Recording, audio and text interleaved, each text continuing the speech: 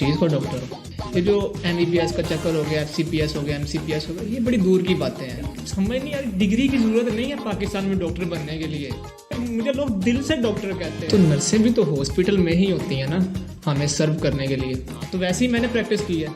आपने कहा hand practice एनुलोर live. अस्सलाम वालेकुम नाज़रीन, आज हमारे साथ जो शख्सियत मौजूद है उनके पास ना तो कोई डिग्री है और ना ही वो शक्ल से डॉक्टर लगते हैं, मगर फिर भी वो डॉक्टर सर्जन के नाम से मशहूर हैं। मशहूर तो ये भी है कि ढाल से डॉक्टर और ढाल से डाकू।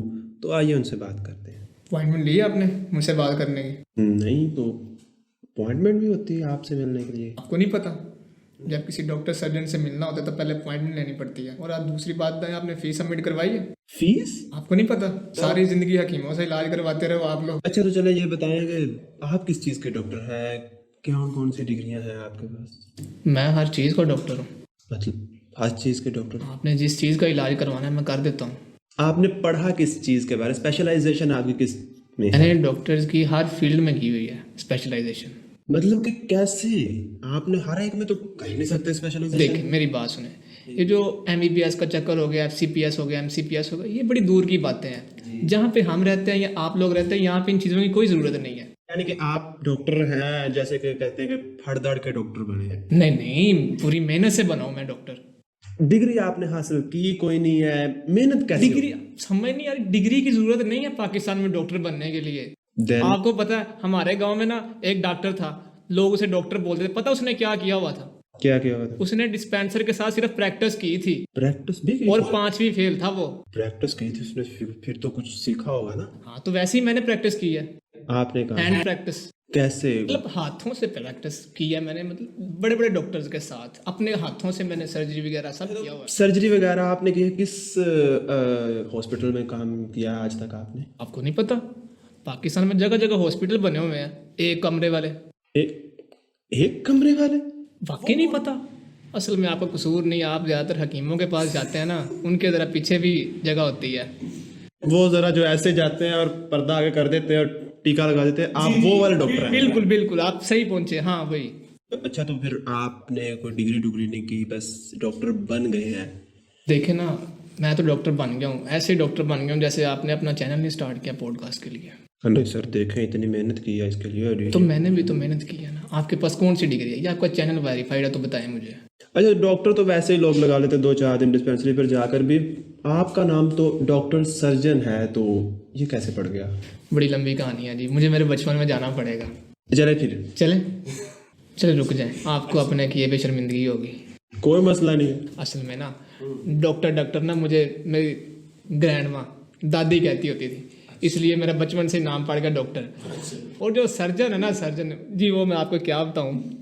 मेरे ना दुकान पे एक बच्चा आया, उसका सारा फटा हुआ था। अच्छा जी। उसे मैंने लगा दिया टांके, तो मैं अपने गांव में सर्जन मशहूर हो गया।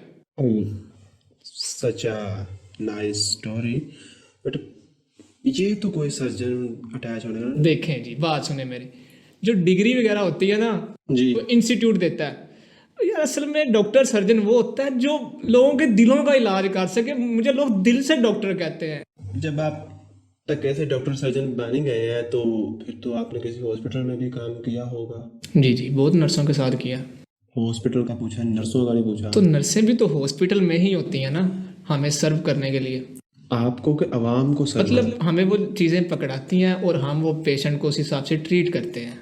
दादी के कहने पर जो सर्जन डॉक्टर बन गए हैं आप, तो फिर आप इलाज कैसे करते होंगे? स्माइल से।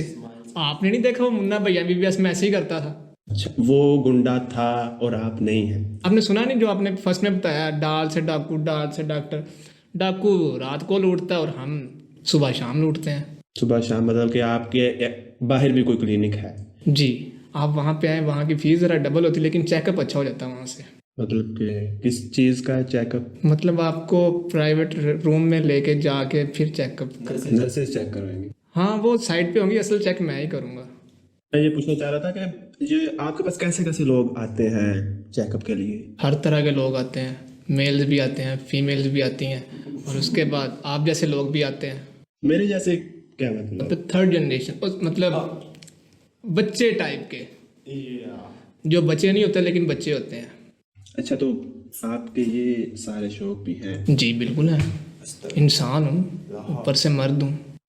अच्छा, तो फिर आप कौन कौन सी बीमारियों का इलाज करते हैं? हर किस्म की बीमारी के लिए ना अलग अलग इलाज होता है, ऐसा नहीं होता। जैसे कि मौसम के हिसाब से आप देख लें कि नज़ला ज़ुकाम है, किसी को बुखार है, इसका इलाज आप क्या करेंगे? इसका तो बहुत सिंपल इलाज है, पैरासीटामोल दो, पैनाडोल दो और थर्मामीटर लगाओ, टेम्परेचर चेक करो और उसे बोलो कि बुखार हल्का हल्का है, कल तक उतर जाएगा।